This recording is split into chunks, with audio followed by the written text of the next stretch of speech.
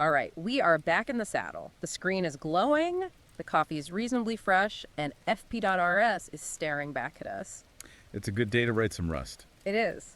Just to get our bearings here, the cursor is blinking. You can see it right there on line 79. Right at the bottom. Yeah, right after that closing brace for the impl div block we hammered out last time. The foundation is laid.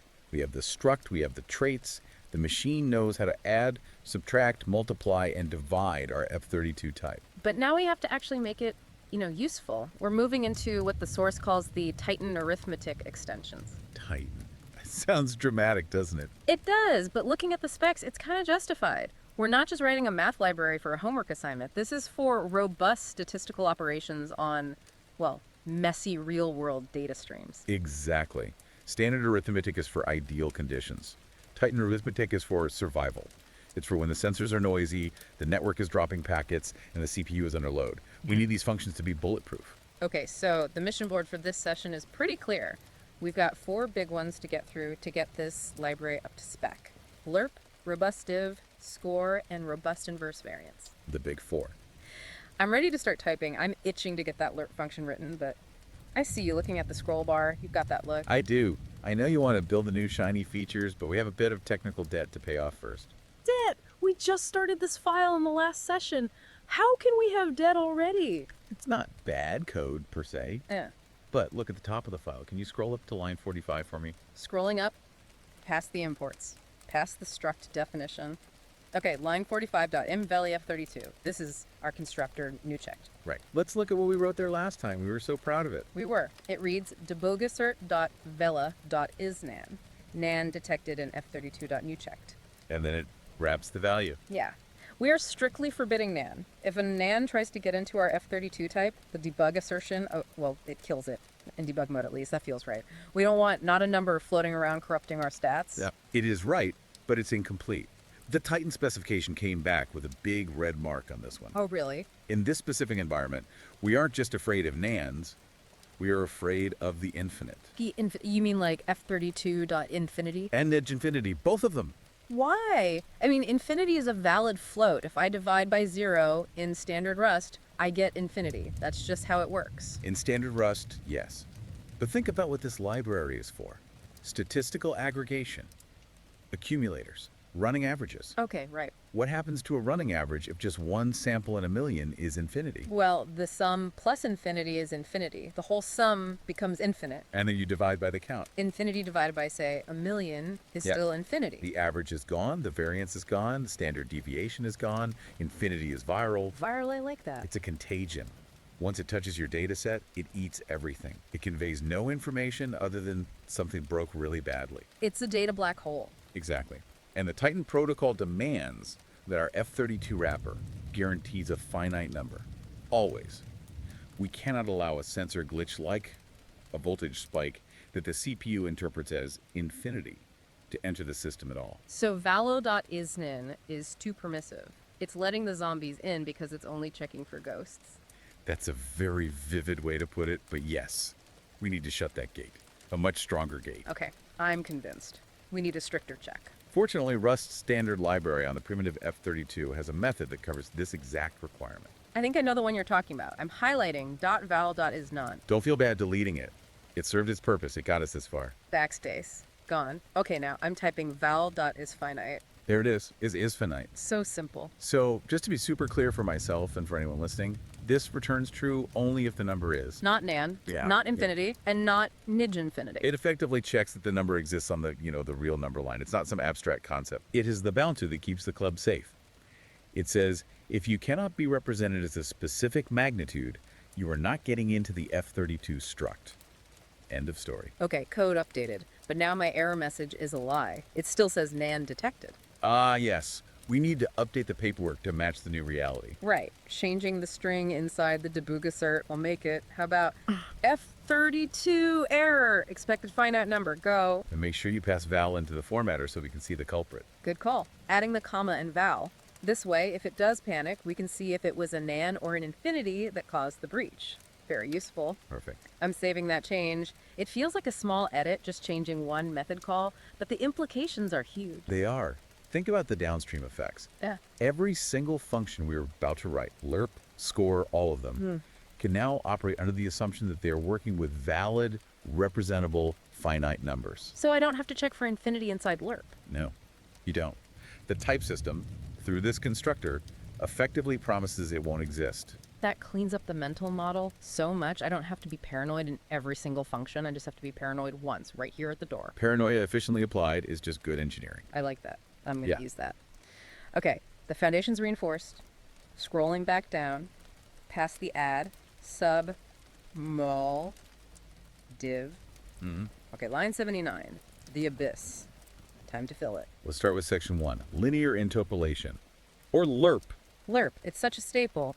Game dev, graphics, animation. You have point A, point B, and a factor T, and you want to find the point in between. In our context, it's mostly used for data resampling. If we have a data point at timestamp 100 and another at timestamp 200, but we need to estimate the value at timestamp 150, we Lerp. Right, okay, so I'm going to start a new block here. This isn't inside a trait or anything, right? No, the source has this as a standalone public function in the module, just a free function. Got it. Okay, moving the cursor down.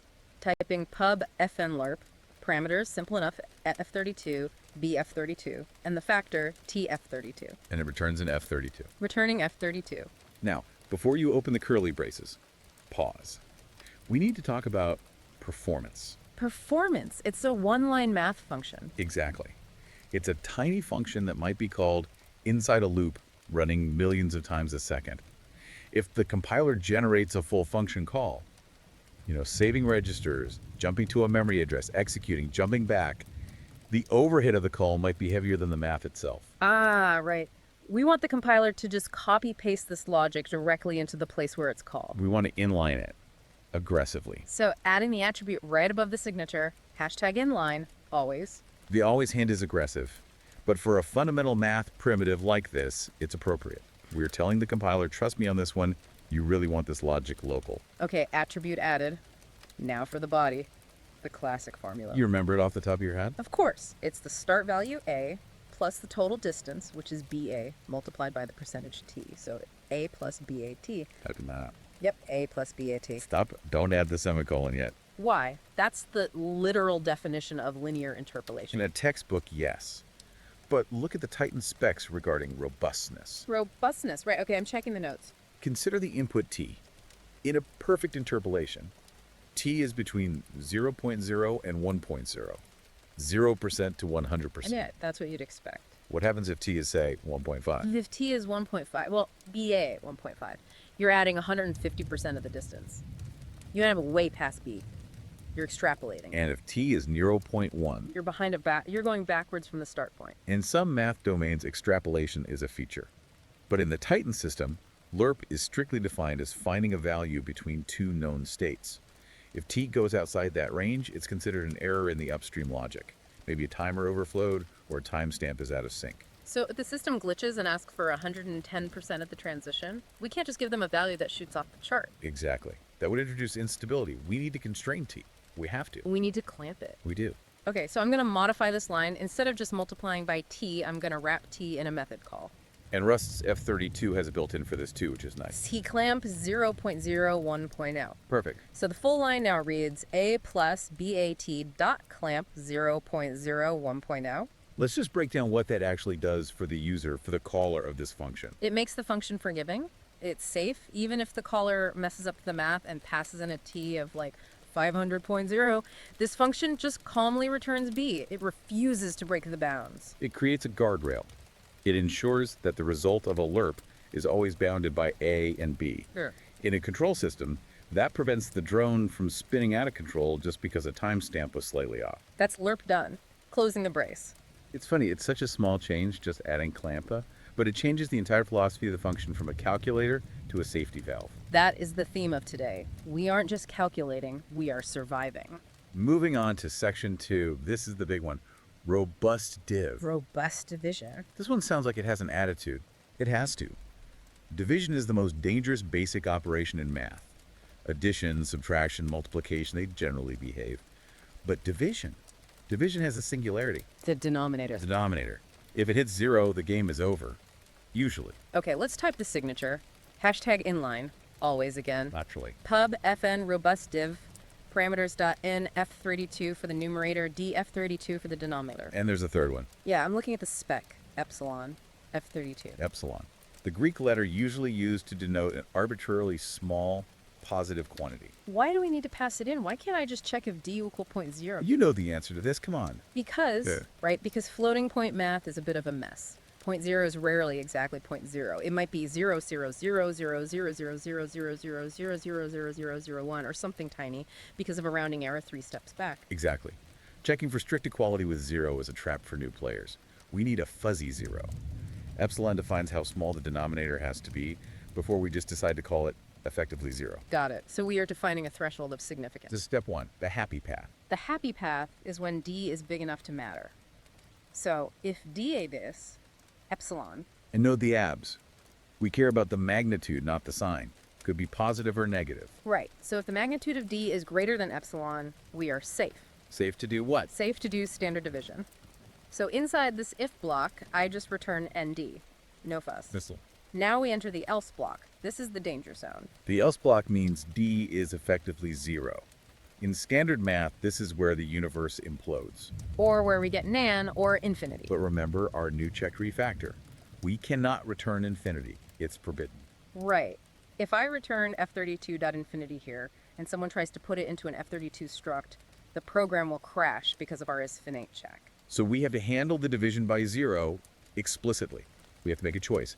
And the Titan specs have a very, very specific way of handling this. Looks like they split it into 2 subcases. Yes, they look at the numerator, the top part of the fraction. Okay, so inside the else, I need another check, this time on n. Because 0, 0 is philosophically different from 5, 0. Okay, let's handle 0, 0 first. Or rather, tiny number. Right. So another if n abs, epsilon. This checks if the numerator is also effectively 0. If both n and d are 0, what is the result? In calculus, it's an indeterminate form. We'd need L'Hopital's rule or something. In IE floats, it's nan. But we hate nan, and we hate indeterminacy. So what does Titan say? What's the rule? Think about the physical meaning. What if robust div is being used to calculate a percentage change? Okay. Your signal started at 0. It ended at 0. What was the percentage change? It does. No change. So the change is 0. Exactly. In this system, nothing divided by nothing collapses to 0. That's actually really pragmatic. If I have $0 in my account and I gain $0, my growth rate isn't error, it's 0. Precisely. It keeps the system stable. It says no deviation occurred. It's an opinion, but it's a useful one. Okay, I'm typing that in. Return 0.0. Now for the final branch. Yeah, The else attached to that numerator check. the singularity. D is 0, but n is not D 0. We are dividing a real significant number by nothing. 5.0.0. This represents an explosion, infinite growth, a vertical line on a graph. Ideally, we would return infinity, but we can't. We just established that. So we clamp it. We clamp it to the largest possible thing we can represent. f32.max, the biggest finite number. Yes. Okay, typing f32.max. But wait, I see you hesitating. What's the problem? if n was negative, like minus 5.000.0, that should be negative infinity. Correct. It absolutely should. If I just return f32.max, I'm returning a massive positive number. I've flipped the sign completely. Which would be catastrophic. Imagine a pressure sensor dropping rapidly towards 0. The rate of change is massive and negative. If you report that as massive and positive, the safety systems will do the exact opposite of what they should. That's terrifying, so I need to preserve the polarity, the direction. How do we do that? I need to take the bigness of f32.mx, but somehow apply the direction of n. Rust has a method for that. It's beautiful. Copy sign. Copy sign. It's like a bitwise transplant. So I'm typing f32.max.copysign.nn. Let's explain what that does, because it's pretty cool. It takes the magnitude of f32.max, and it takes just the sign bit from n, and it merges them. So if n is positive, we get plus max. If n is negative, we get mass max, which is basically f32.min. And crucially, is the result finite? Yes, f32.max is finite. f32.min is finite. They're both real numbers. So it passes the new checked gate.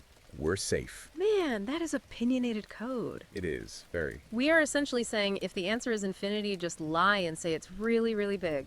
We prefer a useful lie over a truthful crash.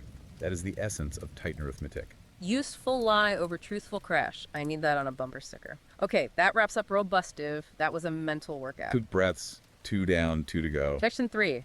The Z-score. I remember this from stats class. It's the number of standard deviations a value is from the mean. It's the universal translator of statistics.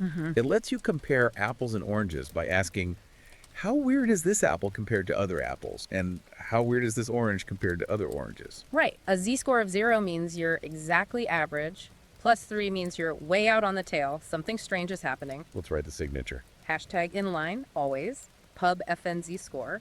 Parameters val F32, in F32, and sigma. Sigma is the standard notation for standard deviation. And it's returning in F32. The math is usually just val mean sigma. So step 1 is calculating the difference. Let diff val mean. That's easy enough. Now, step 2, divide by sigma. But hang on, sigma can be 0. When is the standard deviation 0? When the data is perfectly flat. When there is 0 variation at all. Perfect stability. So if I divide by 0 sigma, I have the exact same problem as before. We do, but we just built a tool specifically for this. Oh. Robust div. We don't need to write the I-fills logic again. We just call our friend Of course. So Ow. instead of diff sigma, I'm just calling robust div. robust div sigma. What's the third argument? Right, we need an epsilon. The source code has a specific requirement here. Yeah, looking at the note, it says hardcode epsilon to 1e9. That's 1 times 10 to the minus 9. A very small number. Why hardcode it? Why not let the caller pass it in? For Z-score calculations in this particular system, they've standardized the definition of 0 variation. They don't want different parts of the code deciding for themselves what stability looks like. It's a protocol standard. Anything less than 1e9 deviation is considered noise so quiet it's effectively silence. Got it. It's a system-wide constant. So I'm typing robust div diff sigma 1e9, and that's the whole function. And now let's trace the execution path. This is where the functions start stacking on each other, which is the really cool part. Okay, so scenario A sigma is effectively 0. The data is flat, and diff is also 0. The value is exactly the mean. Robust div receives 0 for the numerator and 0 for the denominator. It hits that middle branch we wrote, no deviation. It returns 0.0. So the z-score is 0. You are exactly where you are expected to be, which is correct. Okay, scenario B sigma is 0. Perfect stability. But diff is not 0. Vel is different from mean. You have a spike in a flat line. An anomaly. Robust div receives a non-zero number divided by 0. And it hits the final branch. It returns f32.max with the correct sign, A massive z-score. An infinite anomaly. which is exactly what you want. If the z-score is f32.max, any alarm system monitoring this is going to go absolutely nuts immediately. Exactly. It screams, but it doesn't crash the program. It's really satisfying to see how Z-score is just this thin, elegant wrapper around robust div. We solved the hard logic once, and now we get to reuse it. That's the power of building the right primitives. Okay, Z-score is done. That was fast. The last one is a bit more nuanced. Section 4. Robust inverse variance. Robust inverse variance, that's a mouthful. It's a critical component for sensor fusion. Sensor fusion. That's when you have like 3 GPS units on a car and you want to combine the readings to get one super accurate location. Right. But you don't just average them equally. No, why not? What if one GPS is under a tree and its signal is bouncing all over the place? It's giving you garbage data. You want to ignore that one, or at least give it less weight. You want to weight them. And how do you determine the weight? By how sure they are, by their variance. Low variance means high confidence. The signal is stable. High variance means low confidence. The signal is noisy. So the weight should be the inverse of the variance. Weight equals 1 variance. Exactly. But we have a problem. The 0 problem, again, it always comes back to 0. If a sensor thinks it's perfect, if its variance is 0, Then 1C is infinity. and if the weight for that one sensor is infinite, That sensor becomes a dictator. the dictator. In a weighted average, if one weight is infinite, it mathematically drowns out all other inputs. It doesn't matter what the other two perfectly good sensors say. The dictator decides the outcome, period. And if the dictator is wrong, even by a little bit. The drone hits the tree. So we need to prevent infinite trust. We can never be 100% sure of any one sensor. We need bounded inverse variance. Okay, let's implement it. Hashtag inline, always. What? Pub FN robust inverse variance. Parameters. M2, F32 count, F32, and our old friend Epsilon. F32. M2, what's that? That's just a standard variable name for the sum of squared differences. It's an accumulator used in a common algorithm to calculate variance without storing all the data points. Ah, okay. And count is the number of samples. First check. Can we even calculate variance in the first place? You need at least 2 samples to have variance, right? You can't measure the spread of a single dot. Right. So check the Typing, if count 2.03, return 0.0. If we don't have enough data, the weight is 0. We don't trust it at all. Simple. Now we calculate the raw variance. That's standard math. M2 divided by count 1. Okay, let variance M2 count 1.0. Now, here's the trick. The Titan critique implementation, as this source calls it. If I just did 1.0 variance, I risk the dictator scenario. So we apply the bounded logic. It's very clever. The source says, let safe variance equals variance plus epsilon. Look at that line. It's so simple, but it's brilliant. We are adding epsilon to the variance. We are artificially inflating the error just a tiny bit. We are adding a floor to the uncertainty. We're saying no sensor is perfect. Even if the math says the variance is literally 0, we pretend it's at least epsilon. So when we invert it, 1.0 safe variance. since safe variance is guaranteed to be at least epsilon, the result is at most 1.0 epsilon. It is capped. It is bounded. So no sensor can ever get a weight higher than 1 epsilon. We have eliminated the dictator. Democracy is preserved in the sensor array. I love that. Okay, so I'm typing the return. 1.0 safe variance and semicolon. That's it. That's the whole function. Well, I just realized something. What is it? In Z-Score, we used robustive, but here in robust inverse variance, we did the division manually. We just used a list. Why do you think that is?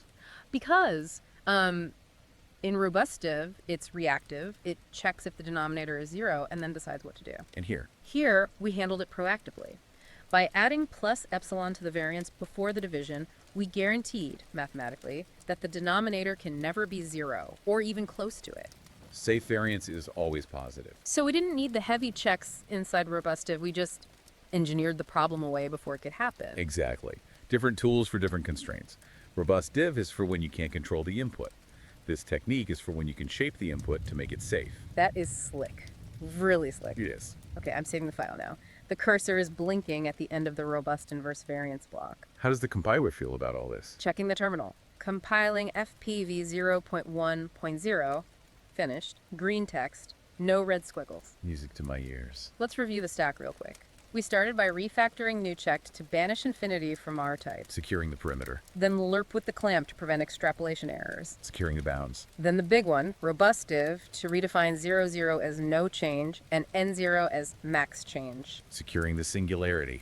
Then score, leverage that logic for anomaly detection. Layering the logic. And finally, robust inverse variance to cap the confidence of any single sensor and prevent dictators. Securing the consensus. It's a cohesive philosophy, isn't it? It's a library built for a hostile world. It really is. And, looking at robust div one last time, that return of 0.0 for 0, it still sticks with me. Yeah, how so? We redefined undefined as 0 to keep the system running, to keep the drone in the air. It's a necessary compromise, a useful lie. It is.